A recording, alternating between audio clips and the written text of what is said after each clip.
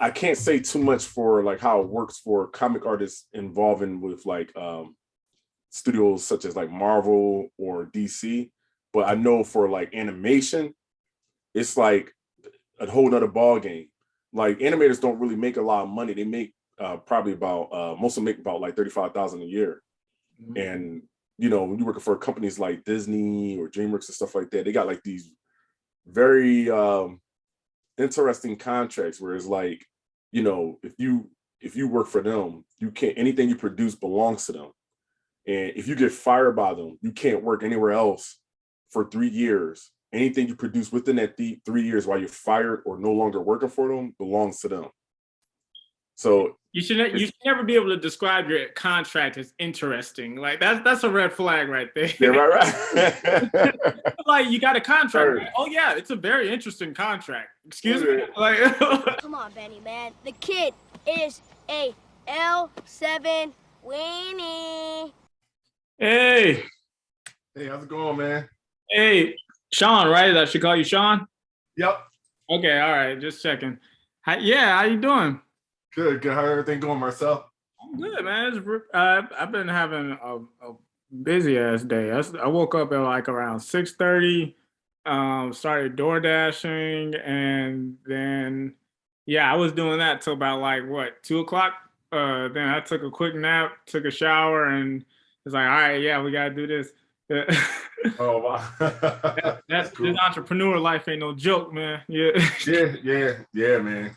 Yeah, I was like, I was like, man, you got the button all the way to the top. I'm like, I appreciate you dressing up for the occasion, man. All right. Yeah, I actually came from work. I teach animation at a high school. Oh, cool. Yeah, so when I came in, I was like, all right, well, I must just stay dressed. What high school is it? In case I'm ever back in Philly. Yeah, it's called Building 21. And it's like a say that again? It's just called Building 21? Yeah, it's an interesting name. Okay. Yeah.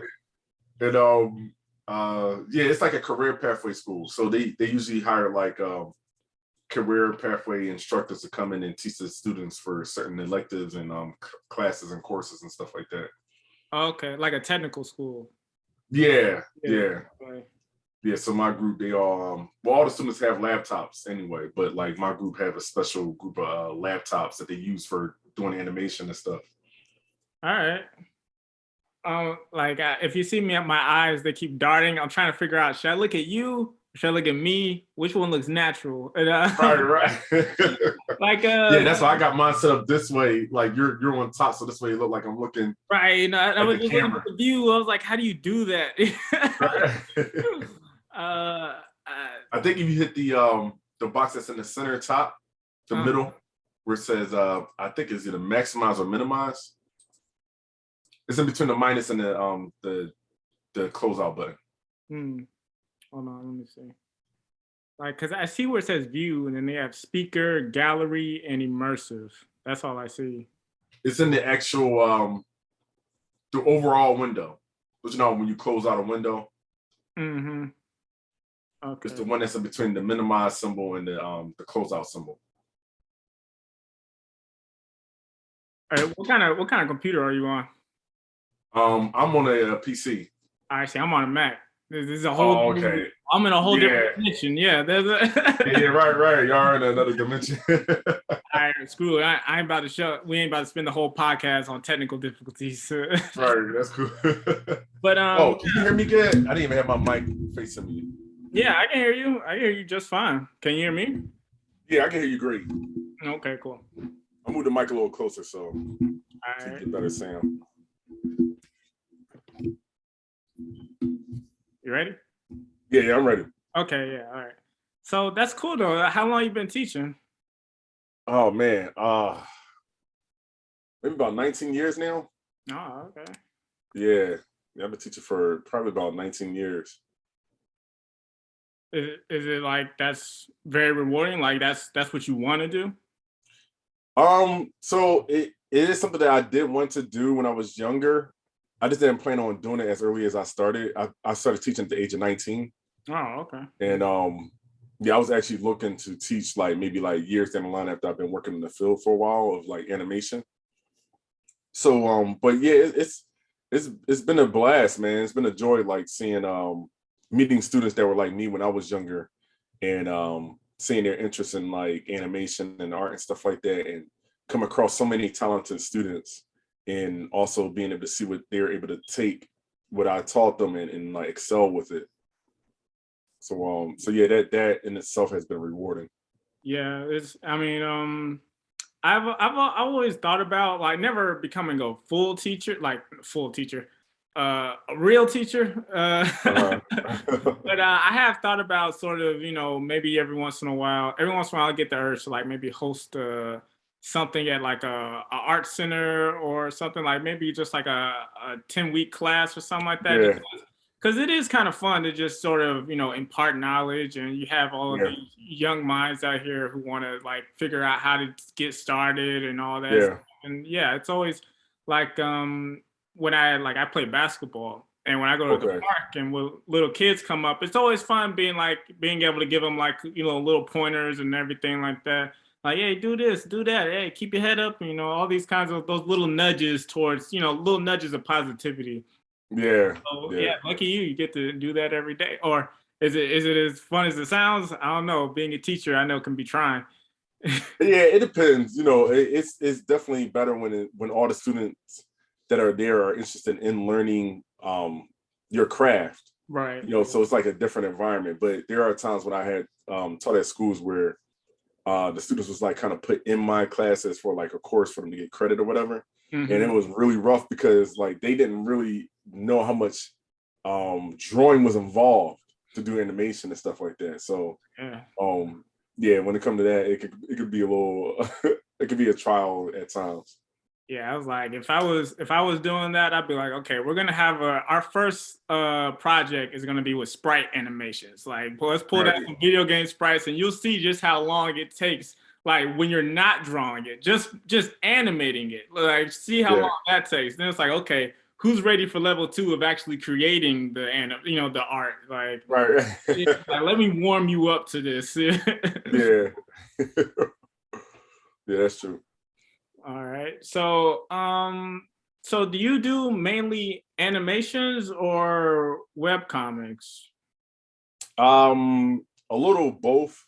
So I do a variety from like animation to web comics, or I'll say comic strips. I should say comic strips and comic books, Mm-hmm. and I also produce children books. Like I had produced a children's book for an NFL athlete by the name of Shaw Ferguson for the Jets. Okay. Yeah, it was for a organization that he started called the Ferguson Foundation, and he wanted to have like a children's book from him, written by him, and I think it was like his family involved too, and they wanted to pretty much like have a book to give to the children that's a part of their organization.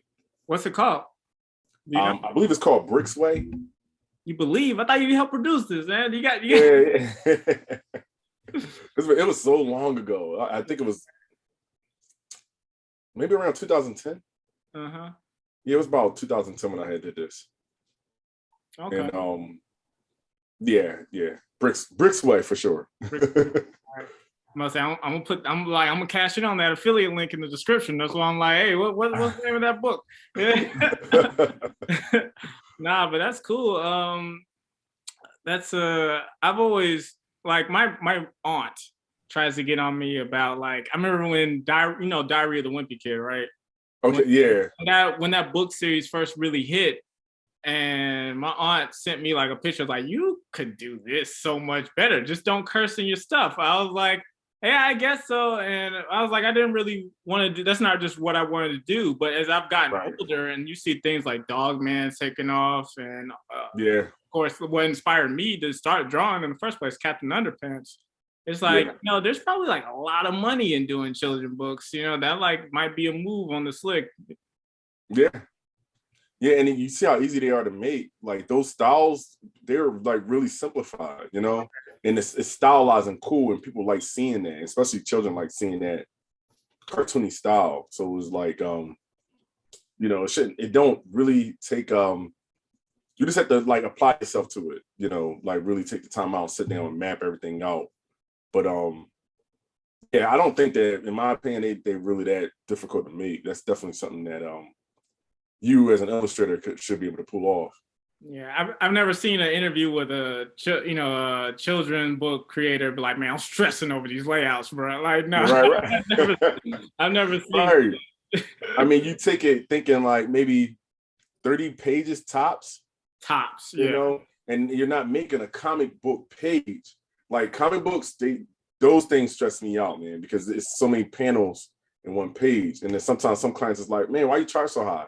Like, dude, I'm literally making like 6 pictures for you on one page, you know, versus like just making one big picture for like a children's book type of thing. Yeah, but and if you break it down, depending on your style, it's like having, it's basically like 7 Mona Lisas all on one piece of paper.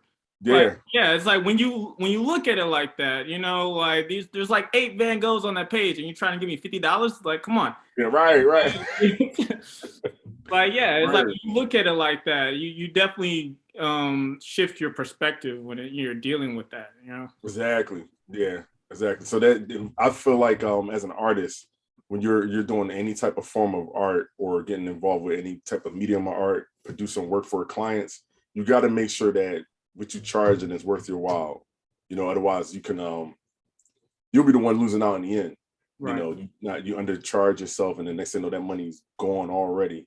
And you set aside so much other stuff in your life just to produce this work for somebody. And the only person that's benefiting is the client, you know?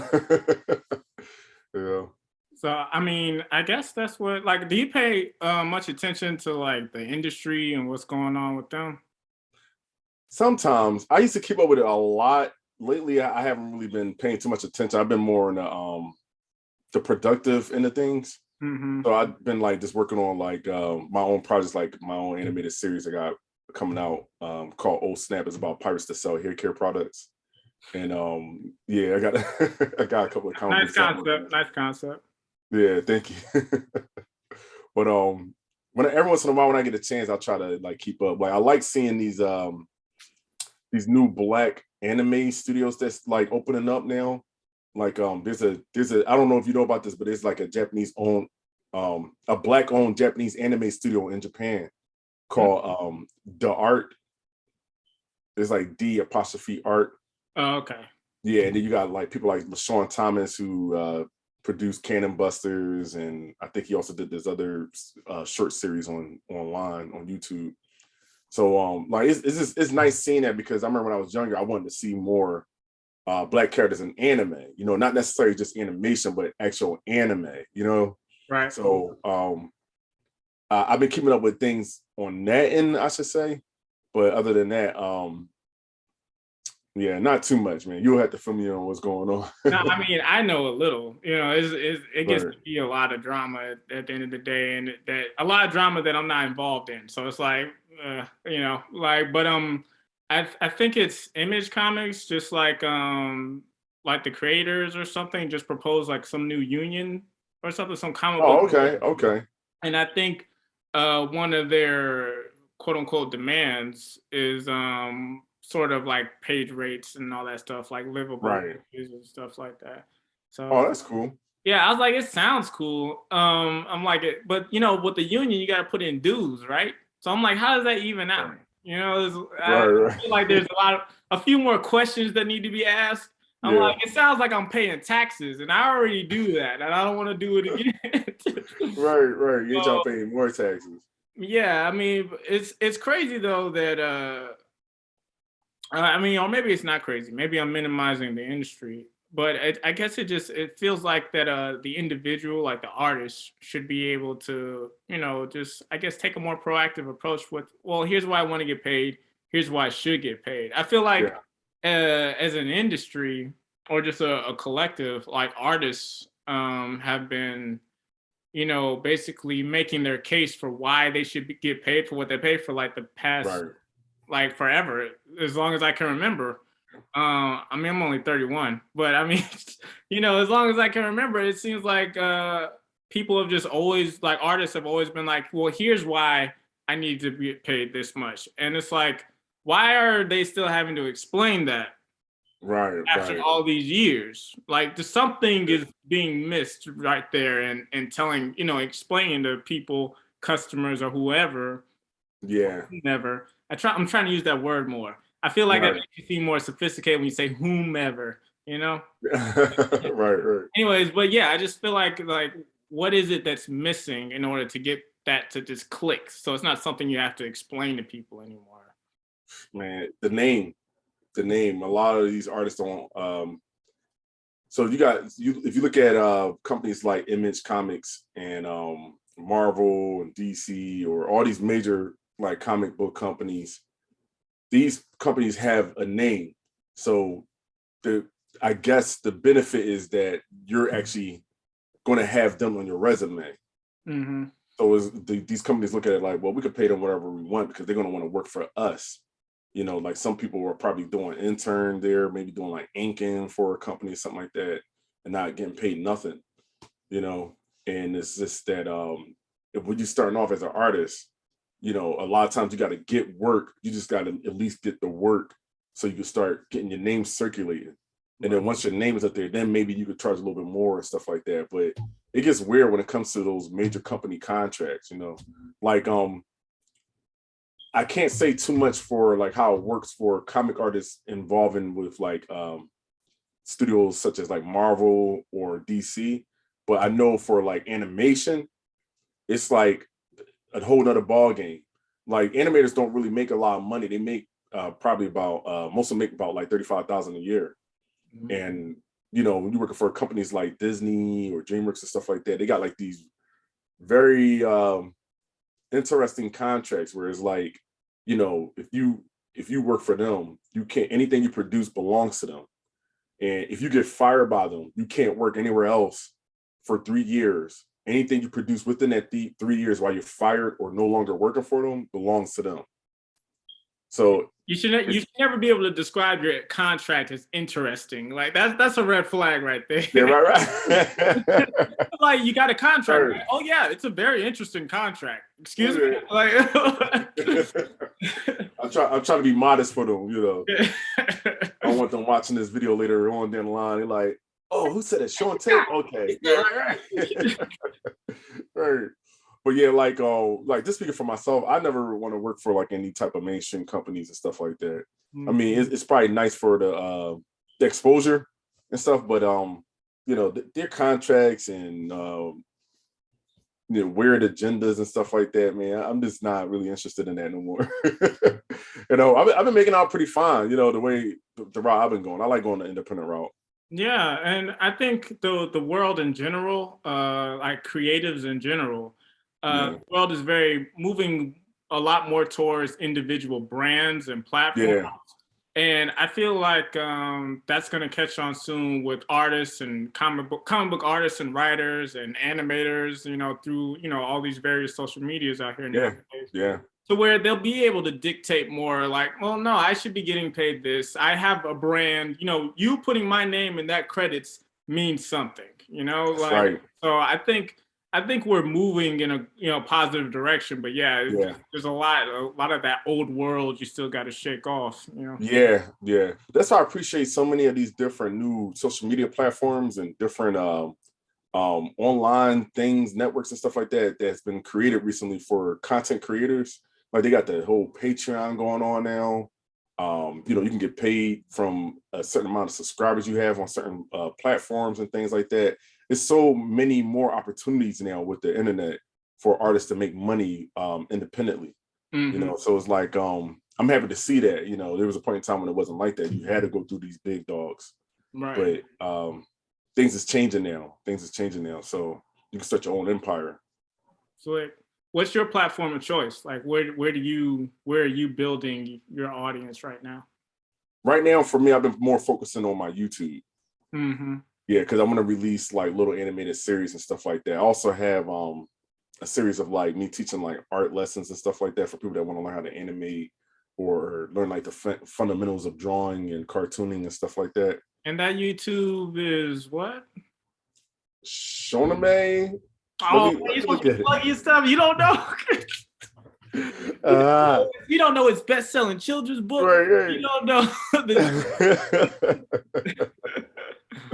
It's so funny because I have to go through this whole thing just to try to find my YouTube and tell it to people. Oh man, how come? Okay, I think it's because it's Sean Tate. It's Sean Tate. Just Sean, your name, just Sean Tate. Yeah. Okay.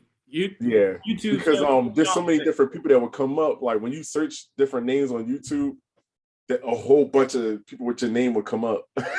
So it's like I'm that one right there. So have you gotten your first 1,000 subscribers yet? No, not yet. Oh well, then just rebrand it, dude. Go ahead, rebrand it so you'll stick out. So when they search for it, don't because people's attention span is shrinking more and more every day. Yeah. But if they gotta scroll, you might have lost half of them right there. Right.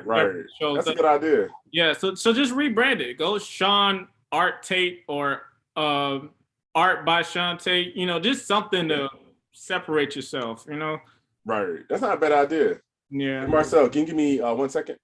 I'll go for it, man. Go ahead.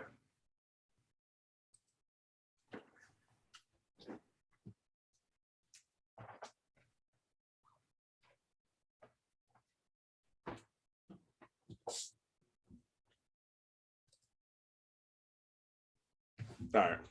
Thanks, man. You good? All right. So yeah, but okay. So do you do comic dubs at all? Comic dubs? Yeah, comic dub. A comic dub? Yeah. You know what that is? No, I'm not too familiar with that. So there's this there's a subsection for almost everything on YouTube. But yeah, if you were to type in comic dubs, you'll find this little friendly place of YouTube where people basically it's like an animatic, right? You're animatic. Okay. You know it's what like voiceover. The comic. Yeah, voiceover is still picture. So Okay. people basically act out their comics and Right. versus doing a whole cartoon. So it's like a way to give your comics sort of a second life and everything, and especially doing it on platforms like YouTube where you can monetize it. You can scale that monetization so much better than like websites like Webtoon and Tapas. So so I was about to ask, I was like, are you doing that? But I guess you're not. So I mean, yeah, it's that's something I would look into that. If you're looking to do animations, that's a good way to sort of just get something out there in the beginning, then maybe you can go back and do a full animation, and that's a way to get also like a lot of it's mostly done by the voice acting community on YouTube. Like they'll just find different web comics and then do voiceovers for them. So that's a good way to mix with them too, because right. Yeah, that's not a bad idea. Why not gain that audience? Yeah, like Black Sands. Yeah. That's like the Egyptian, the Egyptian series. Yeah, so he does sort of a comic dub, it's like a comic dub mixed with a motion comic, because he does some animation in it too. But yeah, he's actually going full animation now. He's going. I think he's doing 3D. I think it's going to be 3D animation. Oh, okay. Yeah. What's his name again? What's the guy's name? Yeah. I can't remember his name. I just know him by Black Sands. The Black Sands guy, yeah. Yeah, the Black Sands guy. Yeah, I was thinking of having him on the podcast one day. I was like, because he's definitely not a pioneer per se, but he's definitely he's what I would call a leader in the independents, definitely. Yeah. He has a very strong mindset of how to build a brand and build a company, and like different from what I've seen from other creators. Yeah. Whoever that guy is, whatever his name is, he's a really cool dude. You've been pushing that Black Sands pretty hard though, man. And he's been doing it for a while too, because I remember him from like years ago. So I'm glad to see that he's still don't know what I'm saying. Years. Let's gonna call him Black Sands. I'm glad Black Sands is doing well now. hey, that's a what's that? What's the word? I can't think of the word, but basically what I'm trying to say is that shows you how much he's been pushing that brand that we know Black Sands, right? Yeah. Like right. you don't know him, but you know Black Sands. So Yeah. like yeah, a testament. There we go. It's a testament to his marketing campaign. There you go. Right. Yeah. Right. So what got you, like, what was your spark that got you started with art and comics and animating? So for me, I come from a background of a family full of artists, Mm. and everybody draw or knew how to draw, and everyone was like in their own type of medium of arts. Like my brother, he's a musician, and he also knows how to draw. I used to see him drawing a lot, and that really inspired me. My sisters, one of them, she used to play the violin, and she used to draw a little bit back in the day, but then she makes like her own customized products. My other sister kind of like crocheted dolls. Like she made like a whole Sasuke doll out of crochet. She made Angry Beavers. She made an Afro Samurai, Miles Morales with his jacket able to come off. All this was made out of crochet. And she also does like sculptures and stuff like that. I even got her to produce some of my client stuff. Cool. My mom, she's a fashion designer, and she sings. All the girls sing. And my father, before he passed away, he was a well-known bass musician here in Philly. Yeah, so I was just like surrounded by the arts and stuff like that. And with me, like, you know, being around people that know how to draw and everything, and we all kind of like grew up watching anime. I just wanted to make cartoons, you know. And I didn't really take it serious until I played a game called Chrono Trigger on Super Nintendo. I played that game, man. That game like really made me want to make cartoons. You know, I think it was that one and Secret of Mana. Both games was made by a company called Square Enix. I'm sure you're familiar with Square Enix. They made like the Final Fantasy games. Back at the time, it was called Squaresoft. Back in like the 90s. Yeah. And those two games, man, those two games had such a huge impact on me that I was just like always drawing and making characters that look similar to them and stuff like that. And it's amazing how much someone's inspiration comes back to Akira Toriyama somehow. Yeah, right. Yup. That was the character designer for not Dragon Ball. He's like caught you on the Chrono Trigger, you know. Yeah. But yeah, those SquareSoft games back in the 90s, those can get you going on something. Mine was you remember Brave Fencer Musashi? Yeah, I remember that. The dude with the blue hair. That really got me going too. That really helped. That's really cool. Yeah. You said what? Brave Fencer. Yeah. Yeah, man. Yeah, those old school games, man. Who did Brave Fencer? Was that also SquareSoft, or was that I think it's SquareSoft. Capcom. Okay. I think it's Square. I think it was Square. I'm pretty sure. Yeah, because they did have like a lot of action adventure RPGs too. Yeah, that was another one called Threads of Fate. Yeah. But yeah, man, after I played those games, man, I was like, you know what? I want to make cartoons. Because I wish back in the day that Akira Toriyama somehow got the contract from Squaresoft to do like a Chrono Trigger saga. Because I'm like, yo, forget the Bull saga and the Cell saga, man. Like you could just do Magus saga, then Lavos and Ayala and all that, man. Like, it's interesting. They never, you know, because of Dragon Ball success, you would think they'd be like, well, this is the same art style. Should we make maybe at least a couple OVAs back then, right? That was a move, making OVAs in the 90s. So that's it's like, it makes me think maybe there is one. Maybe I need to do some research. It's like that makes no sense. Like everyone had an OVA, Darkstalker, Street Fighter. Like there is one for Chrono Trigger.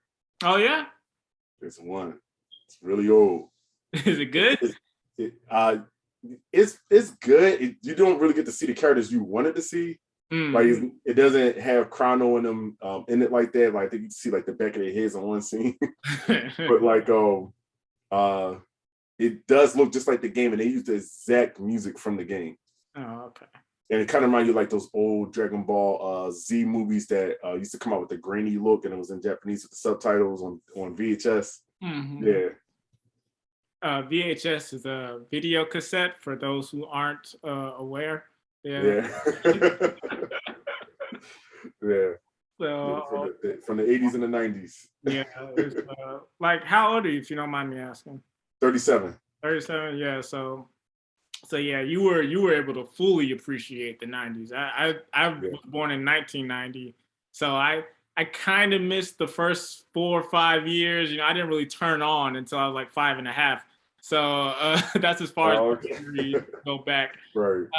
So it's like, yeah, that's a very, like I was talking about this with someone else on the podcast before, of just how the 90s felt like just sort of this nexus of creativity. Mm-hmm. Not to say that people aren't super creative now. I think, you know, like given, you know, with social media and everything we were just talking about, people are allowed to express themselves in so many unique and Yeah. interesting ways. But I feel like as far as, you know, before the world of the internet, it was like peak in the 90s on just like TV, Yeah. anime, video games, you know, Yup. and even sports in a lot of ways were just, they felt like they all kind of just peaked in the 90s. Yeah. Yeah. Yeah, because Especially towards like that mid-90s, like right. that's when things was just a booming, man. It's like, and it sucks sometimes because I'm like, I'm not sure. I'm like, is it that good? I try to watch. So my girlfriend's never seen Hocus Pocus before, so I watched it with her like a couple days ago, like on Halloween, and I'm sitting there watching it, and I'm just like, I really like this movie, but I feel like it's not good enough to where I can just be like, why don't you like this movie? It's like Right, I was like, I see its flaws, and I'm like, but I can't. I love this movie. I don't know what that is. I'm like, I don't know. It's like, yeah, that's I guess it's like when you've been in a long relationship for like 40 yeah. years. It's like you're not cute no more. But I mean, I still rock with you. You know. Right. Yeah, different interests there. Your interests have matured. Yeah. That's how it was for me with like a lot of movies in the 80s. Like I don't know if you saw seen any of the Indiana Jones movies. Oh, of course, yeah. Yeah, like those movies are classics, right? But like you look back at them, they're kind of really stupid. You know what I mean? Like it's just like really silly. Like yeah. it's over the top and all kinds of stuff. But like because of we've seen it in the generation or the era that it had released, you know, we got a different type of appreciation for it. Yeah. You know, like Scarface, like for me, for example, Scarface, I didn't see Scarface in the 80s. Mm-hmm. So I used to always hear people talk, oh, Scarface, right? So when I finally watched that movie, I'm like, this whole silly, goofy movie, I don't even know what people liked about it. It's silly old long ass movie too. Like, right. But I had to think like, okay, I didn't see it from when it came out. You know, when it came out, it was like a whole nother ball game. Like it probably wasn't movies made like that during that time. So when people see Scarface, and this goes to what like are you familiar with Comics by Perch? That sounds so familiar. I can't think of what he's a YouTuber, and he was just talking about the other day about how when creating comics and, you know, animation, anything artistic, how important it is to create an experience around your product. Yeah, and I think that's what we're talking about right now, is just how when Indiana Jones came out, the experience of Indiana Jones was seeing the commercial, or, you know, talking about it with your friends, or seeing the movie, and then, you know, reminiscing on the movie with people, you know, who also saw it. It's like it's a full encompassed experience. Yeah, it's like how Hocus Pocus was a full experience, like, because it was like I actually went trick-or-treating and then would see this movie, and my friends are, you know, it's everything in my whole world. Hocus Pocus was a world. It wasn't a movie, you know? Right. Yeah. Yeah, that makes sense. Because I remember when Indiana Jones, The Last Crusade came out, and they had like those Coca-Cola commercials and stuff like that for it. And I was like, man, I can't wait to watch this movie. Yeah. So is that how would you say you try to create an experience with your stuff, like your work? So I try to create an experience by like including like my background in it and like my visions and stuff like that, and get people to like connect with the characters, and the personalities of my characters is kind of different. So like with me, I was born in North Philly, right? Okay. And like in Philly, that's like a whole different type of swag or culture or whatever. And like I try to include that in my characters so people can kind of get the essence of Philly or North Philly in these characters, But the interesting thing about my characters is that you'll see them in universes that you'll see like in Final Fantasy, something like that. So it's like, what is a character that was like born in this environment? How would they respond in a situation that you'll see like Cloud go through from Final Fantasy 7 or something like that, you know? Yeah. So that's how I try to give people experiences by them seeing like a character from a whole different type of culture that they can also relate to, because it's like, oh, this character's so human and so natural, and they also at the same time so different than the characters that we're used to seeing. You know, like my from my series that I was telling you about with the whole pirates and shampoo products and stuff like that, the main character is this or the lead character is this girl named Jazz, right? And it's a black girl with a mohawk. She wears like these shades, and she fights with a katana and wears bedroom slippers. So, you know, through the whole series, you see her with like these bright green bedroom slippers. But like her skills is like on the level of like Mugen from Samurai Champloo or something like that, you know? And she has like a really laid back attitude, always chewing like bubblegum and stuff like that. So and it's in like a fantasy world. And she's in a fantasy world where like, you know, dare characters, or I got like a sheep girl named Molly and stuff like that, robots, all kinds of stuff. Okay. When does this project come out? So I made a comic back in I think it was 2011. It was me and like another group of people that I was working with. We kind of made our own company called Ground Up Studios. Okay. And we was just producing like art books and illustrations, prints and stuff like that. And one of the books that we had produced was the first comic of Oh Snap. So now I'm currently working on the animated series with a small team of animators. And we plan on making like little animated shorts that we're going to release on YouTube. Just for right now. You know, we got other plans and stuff like that that we probably do in the future, but right now we just want to make little short segments of it. And we're looking to release the first episode next year, early next year. Okay. Is that going to be on your YouTube? Yes, it'll be on my YouTube. Yeah. I actually have like a little short trailer of it too on the YouTube. Oh, okay. So people can go see that now. I'll link to it in the video. When I release the podcast. Yeah. That's cool. And the title is? It's called Old Snap. Old Snap. All right. Yeah, and it's basically centered around that whole hair care and skin cosmetic concept. Mm-hmm. So you got villains like it's a girl that got blades on her hands, and her name is Split Ends. It's a blob creature named Conditioner, a robot named Neutralizer. Just tell me this: is there a character named Soul Glow? There wasn't, but I could create one. or just make it a form, make it a power up. Like, oh man, it's the Soul Glow power up. You know, like it's your version of Super Saiyan or something like that. You know. Right. You ain't gotta do that all the time, but I mean, it's like that would be a nice little like sort of, you know, what they call it, thumb of the nose, or a little Easter egg, something. Yeah, right, a little Easter egg. Like the Legend of Soul Glow, like just a little throwaway dialogue. So, but no, that sounds like a cool concept, man. I hope that goes well. Do y'all have? So you saying like y'all sort of thinking like we're doing this now, then y'all gonna do other stuff later? How would you say it's like a 3-year plan or a 5-year plan? It's probably like maybe like a 3-year plan. Mm-hmm. Yeah. So we want to see where it goes too. Like we're looking at we're hoping that it just like take off, and then, you know, possibly opening up like maybe like a Patreon for it or something like that. Yeah. So I've seen it work for other people, definitely. Yeah.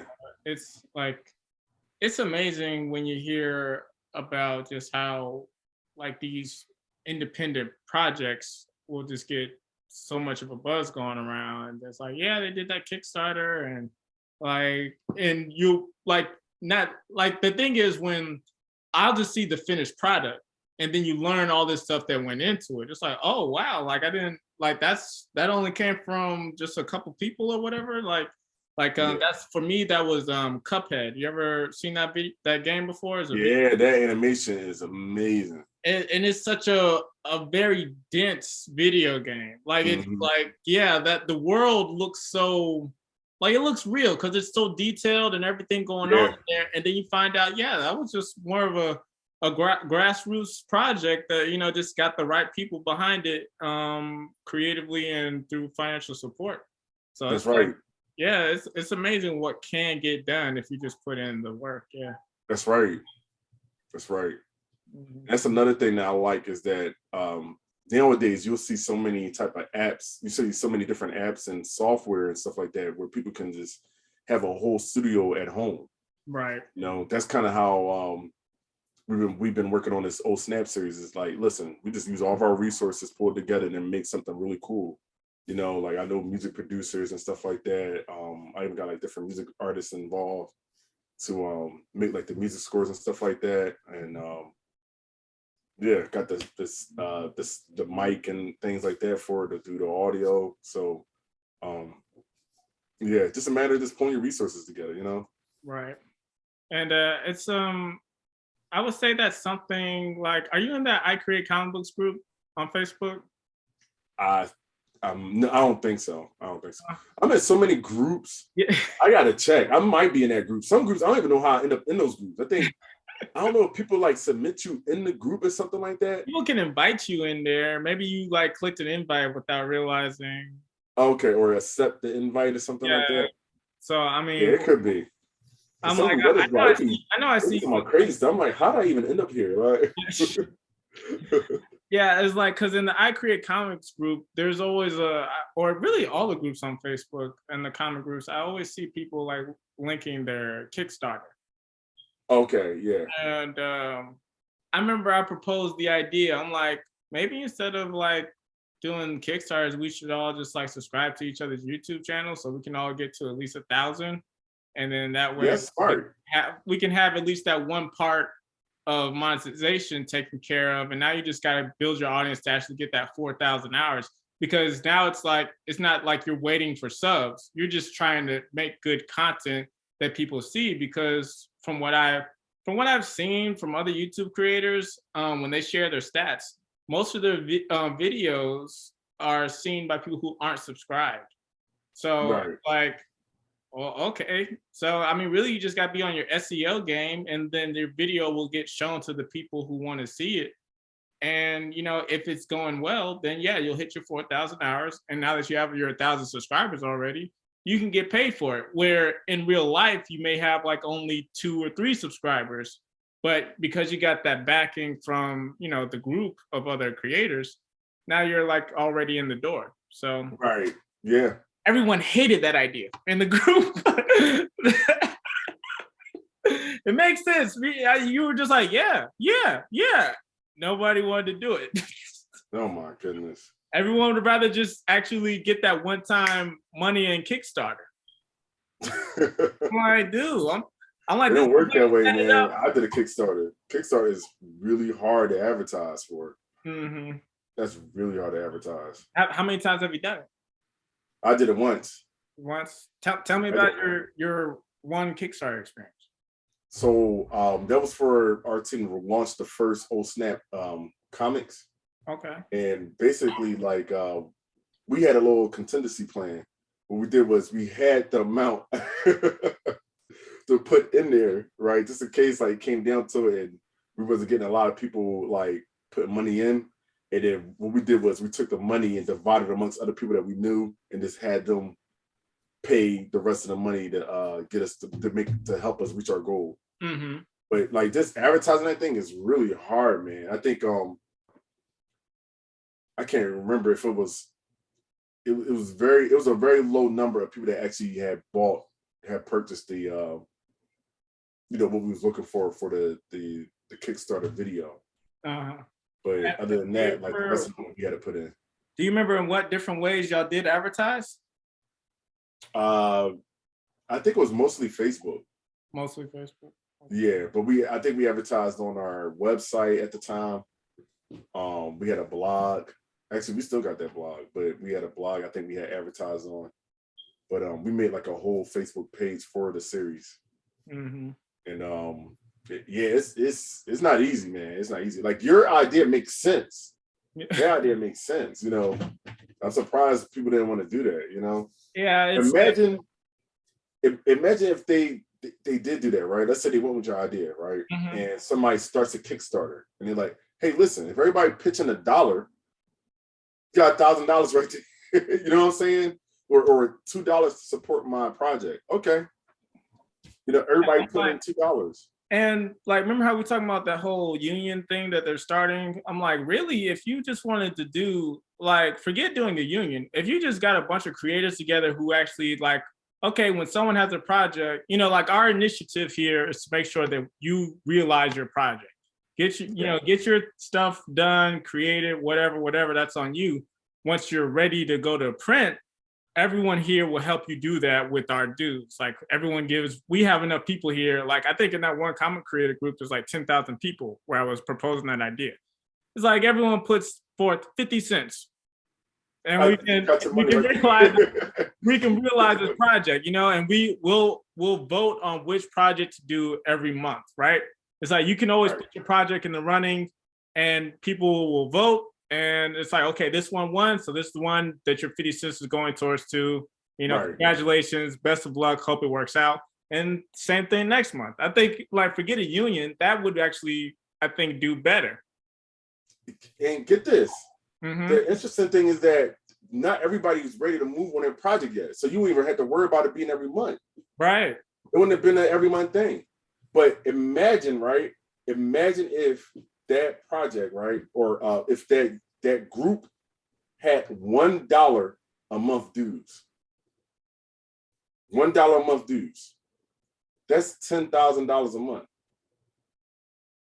Anybody needs something to start, you got the funds right there. Yeah, and hell, that could take care of promotion as well, not just print. Promotion, all kinds of stuff. You want to turn it into something else or package it off to a company, something like that. All the support, all the funds right there. There's a lot of creative things that they could do if they just, you know, again, pulling those resources. It can get really simple, really fast if people just didn't have that crab in a barrel mentality. But I don't think that's going anywhere anytime soon because that's in every industry, everywhere, every walk. That's true, man. Yeah, that's true. Best way to do it nowadays is just to use the resources you do have. Whatever social media platforms you're able to advertise on and stuff like that, and just take advantage of what you got. Right. You know, that's how I'm doing it. Matter of fact, I don't know if you're familiar with this animator by the name of Ralph Bosky. Ralph sounds familiar. Does he have any like notable credits or anything like that? Yeah, so he did the animated movie of Lord of the Rings that came out in I think it was the 70s. Okay. He also worked on Fritz the Cat. I don't know if you're familiar with Fritz the Cat. No, Fritz. That was Ralph Bosky. He did Heavy Traffic. He's like he's like the Quentin Tarantino of animation. Okay. He got like really, really edgy ideas. Got the the black characters in there that's like, real 70s hood or whatever you want to call it. I call him like the Quentin Tarantino of animation. But anyway, I can't remember what project it was he was working on. I think it could have been was it Heavy Traffic? I can't remember which one it was, but one of the animations he was working on, he actually like did most of it himself. Like he put the budget in for himself, or put his own money out. He used his own camera work and stuff like that. And a lot of his audio and stuff like that came from him being at like bars and stuff like that. Like his background audio for his characters, he would be in bars and stuff like that and just record the people talking and stuff. Like Fritz the Cat, you know how they made like in those series or those two movies I think he came out with, the black people were crows. Well, he grew up like around a lot of black people, so like he would just like record their conversations and stuff like that from the 70s, and then just make like little animations according to what their conversations was about. Yeah. But yeah, my point is that for the most part, like a lot of things that he did for his animations, he just went on and did it himself. So like it can be done now. We definitely have way more tools and stuff like that to work with today. Yeah. I've always been like that's kind of my like Achilles heel in a way. I've always been very much like oh, I can do all of this myself, you know? Like, I don't get why people, I never understood why other comic creators are like, yeah, so he's the writer, he's the editor, he's the letterer, he's the Yeah. illustrator, or rather, he's the penciler, he's the inker, he's the cut. I'm like, I can do all of those things. Like, Yeah. I don't get why, you know, like I've always been like, I can do it by myself.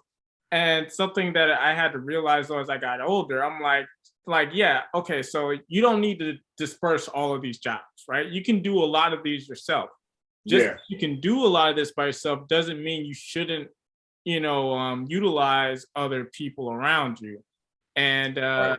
I've had to like work on that as I've gotten older, you know, especially nowadays and the building a brand on the internet. It's so beneficial to like say, yeah, maybe hire an influencer or Yeah.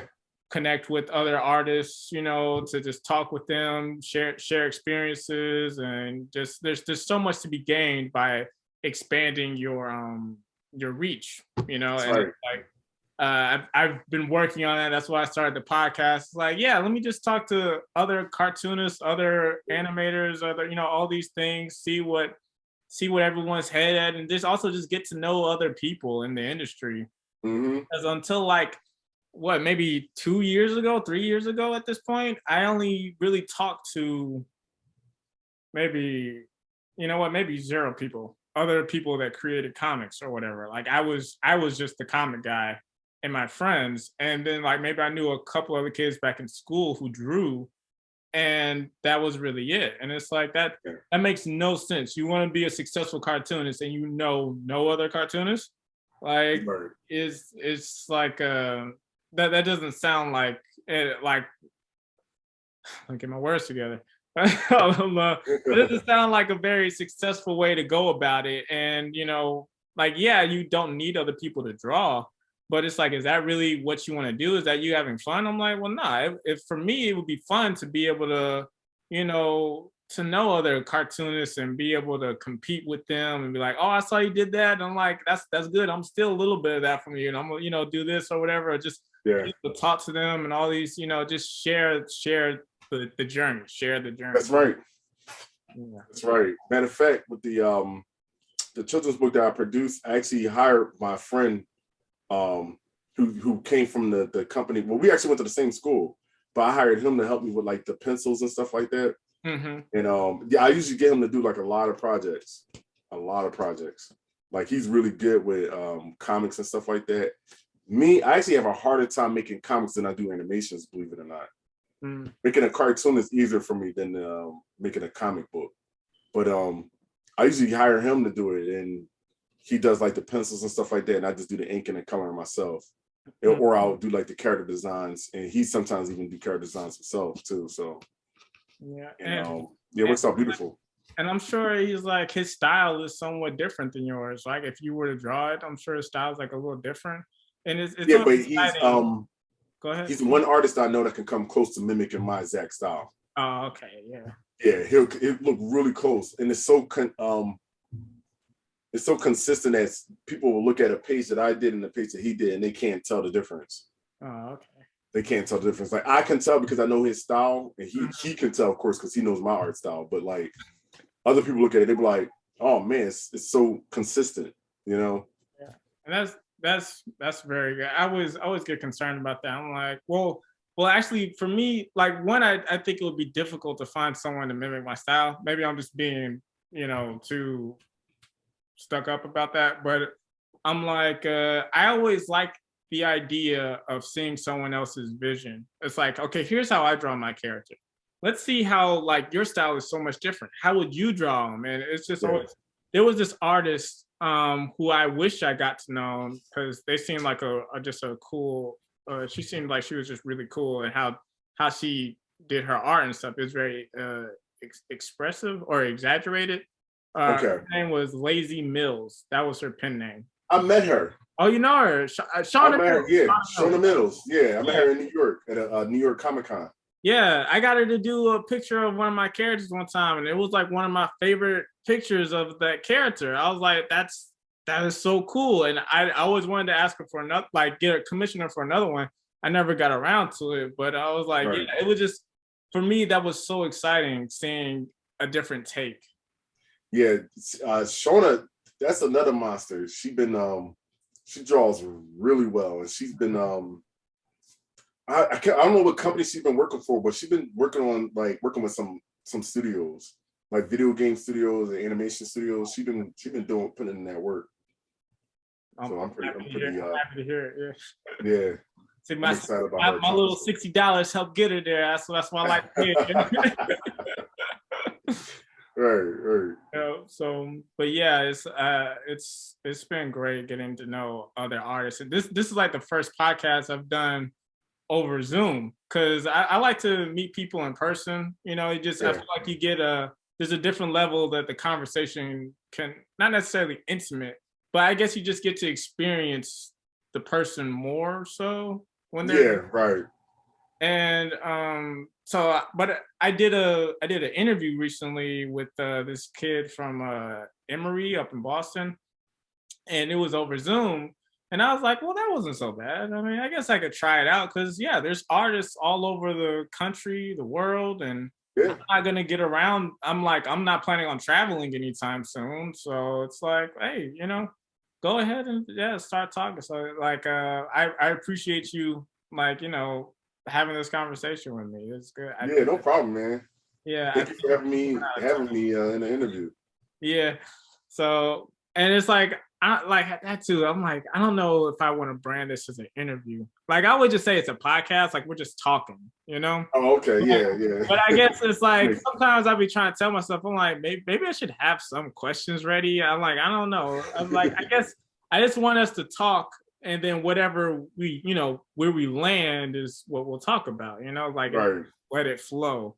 But it's usually better that way, it's just natural, Yeah, I don't want to fake it too much, So yeah, I feel like I actually got to know you and stuff. And there's so much I want to know, so much more. But I guess I'll just have to wait till next time we talk, or maybe next time in Philly. Like I think my aunt still lives in Philly. That like I've only been there once. It was about 4 or 5 years ago. It was for her housewarming. She just got her place in Philly. And I went up there and saw it. It's a very beautiful city. The architecture really had me shook. I was like, man, this is great. And of course, I got a Philly cheesesteak, and it was amazing. I wish I could take the restaurant, because it seemed like it was a popular one because of the line we had to stand in, down the street. It was like, it wasn't in the restaurant; it was out of the door. So that sounds like if I could show you a picture of the place, I'm sure you'd probably be like, oh, I know that one. But I mean, it's I get stuck sometimes. I was trying to say 3 things right there, and they all got stuck trying to come out. That's good. But what I'm trying to say is I appreciate you being on the show, and I look forward to you coming back and us, or just meeting up at maybe a convention in the future. Do you I'm in Atlanta or Marietta, Georgia. You ever come out here for conventions or anything? I haven't done the conventions out there, but I've been out there though. Mm-hmm. Yeah, I've been out that way. Yeah. I would like to go check out some of those conventions out there. Yeah, MomoCon. I would definitely, when y'all start advertising, I would definitely come through for MomoCon and AWA, like Anime Weekend Atlanta. That actually just happened. Was it last weekend? Anime Weekend. Oh wow. Yeah, and that's like one of the bigger anime conventions in the country. Same with MomoCon. MomoCon's like next May, I want to say. I think it's in May. Yeah, I would check those out when y'all start doing your promotion. Okay, yeah, definitely, man. Because I actually started up like another convention group with my family. We got this group called Fat Room, and we do like all the cons here in Philly. So it's pretty cool, man. It's like my sister crocheting the dolls, my other sister her custom products and stuff like that. How many siblings you got? It's 3. So I have the oldest is my brother, and the other 2 is my sister and my sisters, and then there's me. I'm the youngest of 4. Oh, okay. Yeah, and my brother, he's another interesting guy. He's been on Like tour with like Disney interesting or just interesting? Yeah. right.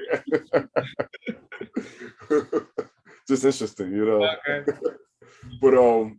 But yeah, like he been on tour with people like Music Soul Child and Jill Scott, a lot of artists from out of Philly. He played with like the Roots a lot. He was in their horn section on Jimmy Fallon twice. Oh, cool. Yeah. So yeah, he's another talented cat, man. Like this guy made like a whole mask that looked like something off of Voltron or something like that. In the eyes, he put like these car lights in the eyes so the eyes light up. It's like really, really crazy, man. Yeah, that had to been very fun growing up. Just like, yeah, being in that ecosystem of creativity. That's like my sister. I have one sister, and she drew some, like not a lot, which sucks because she was like really good at it. And then I'd be like, my sister was like the perfect one, and I was like, how do I catch up? She's 6 years older than me, so I like by nature I'm always behind, you know. And I just felt like I was always trying to catch her and stuff. But I mean, yeah, I never really had nothing else to go off of. Like I said, I was just the one person who did comics and stuff. So, so I envy you, and like yeah, you should feel grateful. That's an awesome experience. It sounds like. Yeah, thanks, man. But all right, I don't know if Zoom cuts off like at the time you're supposed to, like you said, like I said it would end at 4. I don't know if it cuts off. So on the off chance it does, real quick, I just want to say thanks, Sean, for coming out. I'm gonna be running your links right here, like all your advertisements and whatnot. But go ahead and shout out whatever you want to shout out real quick. Okay. Yeah, you can check me out on YouTube. My name is Sean. You can find a lot of my work by Shawname Art. I got some of my work on Deviant Art. If you just look up Shawname, SeanIme, and you'll see some of my artwork come up. You can find me on there and Facebook. Yeah, Sean Tate, and type in Sean Tate Art, and you'll see most of my work come up. Sean Tate and Shawname. If you put those together on Google, you'll find my work somehow. and put the quotation marks around it. You gotta know how to use Google. All right, don't be no rookie. You know. Right. Yeah. But yeah, man, thank you for having me on, Marcel. I really enjoyed being on your podcast, man. Yeah, like you want to have me on again someday. I would love to come on. You know, maybe to talk about one of the projects that actually comes out in this full force. You know, that'd be cool. Yeah, definitely. Okay, we're still recording. It's 4:00. I think we're good. But like I saw, I was on someone else's Zoom meeting, and it was like, hey, you got 5 minutes left, and I was like, oh, I guess we better hurry up and wrap up, you know. But I haven't seen that prompt, so I was like, what's gonna happen? But yeah, I would love to have you back on if you ever. I have a low viewership right now. I'm still in the early days of my page, my channel. This is like the 13th episode. But I mean, one of these days, I think we're getting real close to a podcast episode hitting 10 views. So hey, we're getting close. Yeah, they're all nice. Hovering around. It was like at first it was like 2, 3. Then after a couple more, it's like okay, 5, 6, and you know that's sometimes it's like it takes a while to scale. But yeah, I mean. So yeah, I'd love to have you back on to advertise to my 16 viewers. I hope that happens. Yeah. Okay, cool. Yeah, so, but yeah, great talking to you, man. And I guess I'll see you around on Facebook. Yeah. All right. Yeah, that sounds good, man. That sounds good. I gotta check out some more of your videos. All right. Yeah, I'll shoot you the link to, of course, to where the video is gonna come out, and I'll shoot you the link as well when it uploads. All right. Cool. That sounds good, man. All right. Yeah. Appreciate your time, man. All right, same here, Marcel. It was a pleasure. Yep. Take care.